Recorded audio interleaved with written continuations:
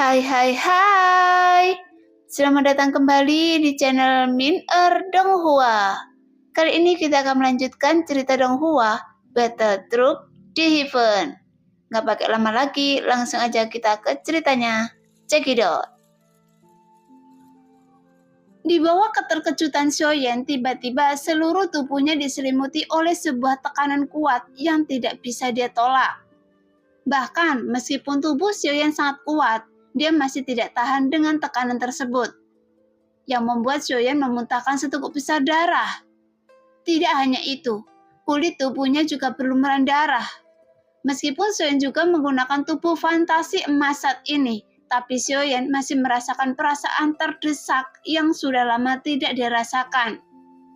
Bahkan hidupnya sedang terancam. Oleh karena itu, Xiaoyan tidak berani ragu-ragu lagi.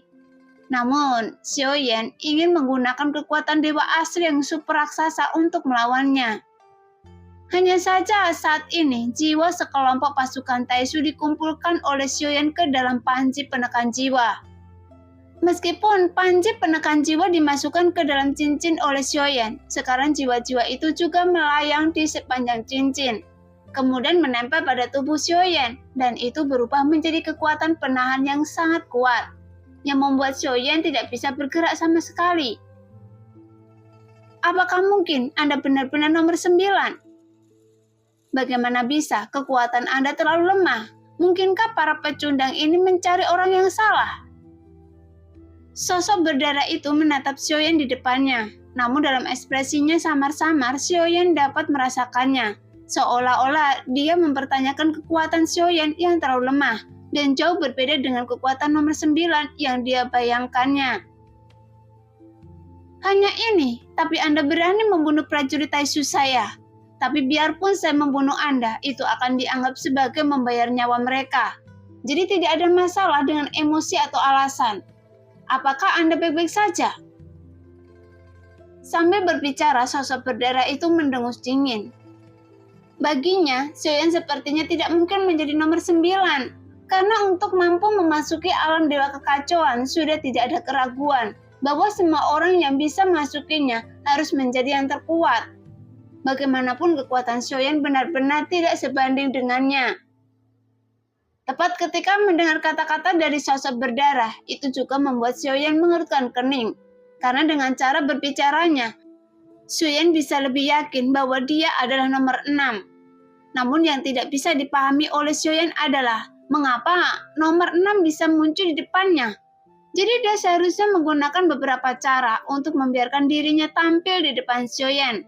Dengan cara ini, sekalipun orang ini memiliki kemampuan yang luar biasa, melintasi jarak seperti itu, seharusnya tidak terlalu kuat. Jadi setelah merasakan imobilitas tubuh fisik sosok berdarah di depannya, sekarang Xiaoyan tidak ragu-ragu. Kemudian mata Xiaoyan yang tertutup dan terbuka. Tiba-tiba sebuah bintang muncul dari mata kiri dan kanannya. Kekuatan simbiosis. Segera bintang-bintang di mata Xiaoyan segera meledak dengan cahaya terang.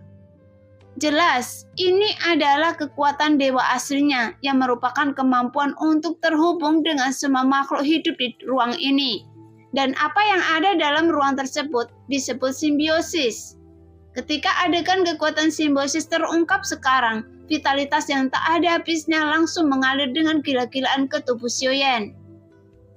Pada saat ini, tubuh Xiaoyan yang tidak bergerak, dia segera melepaskan diri dari kekangan. Kemudian tubuhnya meledak dengan cepat, dan tiba-tiba berubah menjadi tubuh super raksasa dewa asli. Hah? Bukankah ini klan dewa asli yang dulunya sangat arogan? Bukankah mereka telah lama punah? Tapi ternyata masih ada yang selamat. Sangat disayangkan, tempat Anda juga tidak ada di sini, dan Anda tidak memiliki berguna lagi di dunia kuno dewa iblis abadi dan iblis. Bagaimana kalau Anda bergabung dengan saya, dan saya dapat memberi Anda sumber daya terbaik di dunia?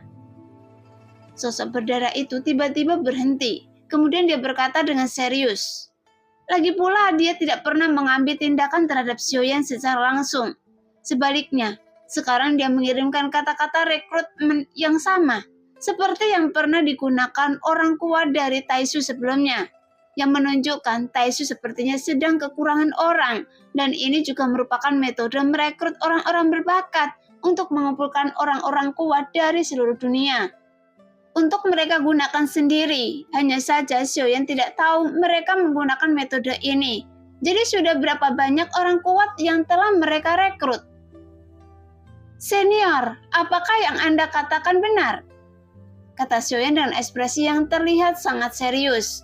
Lagi pula dia tidak tahu apakah nomor 6 mengenalinya. Tapi setidaknya sekarang tampaknya Liu sepertinya tidak yakin dengan identitas Xiaoyan. Sepertinya ada yang salah dengan ramuan beracun itu. Tapi saya hanya tidak tahu metode apa yang digunakan Sukian Taiyi sehingga Sri Giyok yang mencatat resep pil beracun dapat mengunci lokasi saya. Apakah dia mengetahuinya setelah menyelidiki saya yang dimasukkan ke dalam batu giok khusus itu, sehingga dia tidak yakin? Memikirkan hal ini, Xiaoyan terlihat serius saat ini. Faktanya dia sedang menghitung dalam hatinya apa sebenarnya yang ada dalam pikiran Liu. Metode apa yang digunakan oleh yang terakhir? Tentu saja, tapi itu hanya jika Anda ingin bergabung dengan Taisu saya. Tapi Anda harus memberikan kesetiaan Anda, dan Anda seharusnya mengerti apa itu. Sosok berdarah itu berkata perlahan. Mendengar itu, Xiaoyan sedikit terdiam, karena itu tidak lebih dari mengorbankan darah jiwanya sendiri. Tapi dengan kekuatan seperti Xiaoyan sekarang, meskipun dia belum mencapai keabadian para dewa, jika Xiaoyan hanya menyerahkan darah jiwa, sebenarnya itu tidak mungkin dapat membunuh Xiaoyan secara langsung. Paling-paling jiwa akan terluka, namun itu tidak berakibat fatal. Tidak masalah jika saya menyerahkan darah jiwa, tapi penciptaan sumber daya yang diberikan oleh senior, bagaimana saya bisa menjamin bahwa hal seperti itu akan benar-benar Anda berikan? Xiaoyan tampak berpikir. Sepertinya dia sangat ingin bergabung dengan Taisu. Dengan kekuatan Anda saat ini, sangat mudah bagi saya untuk membunuh Anda secara langsung. Jadi mengapa saya repot-repot menipu Anda? Jawab sosok berdarah itu. Sekarang dia sudah berjarak kurang dari beberapa kaki dari Xiaoyan. Namun saat melihat penampilan berdarah itu, Xiaoyan juga mengamatinya dengan cermat. Tapi masih sulit untuk melihat seperti apa penampilan sebenarnya. Namun dari kejadian ini, Xiaoyan juga tidak menyangka bagaimana dia bisa begitu cepat bermain game dengan Sukian Taiyi.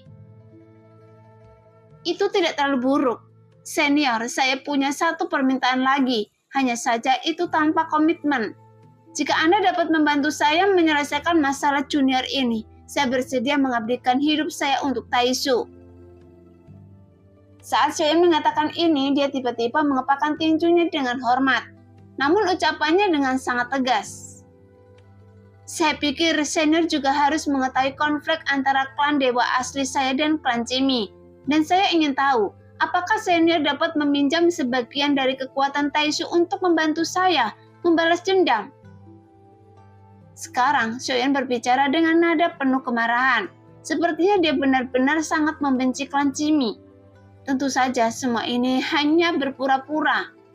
Xiaoyan dalam permainan ini, jadi sekarang Xiaoyan diam-diam memainkan aktingnya. Bagaimanapun Sukian Taiyi berada di dunia Taisu, tapi Xiaoyan bisa memanfaatkannya beberapa peluang.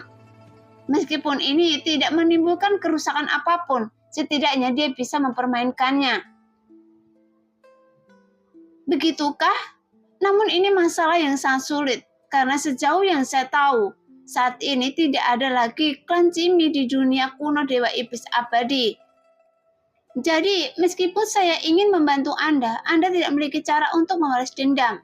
Lagi pula dengan kekuatan Anda sekarang, itu jauh dari cukup. Namun tubuh fisik Anda telah mencapai keabadian para dewa, dan ini adalah modal yang bagus. Jadi apa yang sekarang Anda inginkan? Setelah mengatakan itu, dia berpikir sejenak. Bagaimanapun sosok berdarah itu adalah perwujudan dari keberadaan terkuat di antara para dewa abadi. Jadi dia jelas melihat bakat Xiaoyan. Lagi pula jika semua dengan apa yang dikatakan Sukian Taiyi adalah mantan raja dunia Taisu. Jika dia tidak pensiun secara sukarela, Xiaoyan khawatir masalah ini tidak akan sesederhana itu lagi. Namun, jika dia benar-benar tidak mengetahui identitas Xiaoyan, dia hanya ingin mengambil Xiaoyan di bawah komandonya, dan ini juga merupakan pilihan yang bagus. Lagi pula, Xiaoyan pernah menyembunyikan identitasnya untuk mencari peluang dan memasuki aliansi Dewa Pertempuran. Jadi Xiaoyan tiba-tiba menjadi tertarik, karena jika Xiaoyan bisa menjadi bawahan Su Tiqian Taiyi, dengan cara ini, maka Xiaoyan bisa memasuki dunia Taishu secara terbuka. Hanya saja, jika dibandingkan dengan aliansi Dewa Pertempuran, jika Xiaoyan tidak benar-benar bisa menyembunyikan identitasnya, saat dia memasuki dunia Taishu, maka tingkat bahayanya juga jauh lebih tinggi daripada saat dia berada di aliansi Dewa Pertempuran. Tapi ini juga merupakan kesempatan yang bagus untuk Xiaoyan, sehingga dia bisa mempelajari lebih lanjut tentang Taishu. Hanya saja, ketika pasukan Taishu menyerbu dunia Senshi, banyak prajurit rahasia yang dikirim ke antara mereka di Senshi. Dan Xiaoyan juga ingin tahu apakah Ratu memiliki pengaturan saat ini. Jadi pikiran juga terus Xiaoyan berputar saat ini. Dia benar-benar berpikir rencana ini mungkin akan berhasil. Bagaimanapun Xiaoyan juga memiliki pagoda kekosongan roh. Jika sesuatu yang tidak terduga terjadi, Xiaoyan dapat melarikan diri kapan saja. Memang benar, seperti apa yang dikatakan senior, bahwa kekuatan junior ini masih belum cukup kuat sekarang. Jadi saya juga bisa pergi ke Taishu untuk berlatih keras. Setelah cukup kuat, tidak ada kata terlambat untuk membalas dendam. Nah, demikianlah cerita hari ini. Terima kasih yang sudah menonton video Min sampai selesai. Sampai jumpa di video selanjutnya. Bye-bye.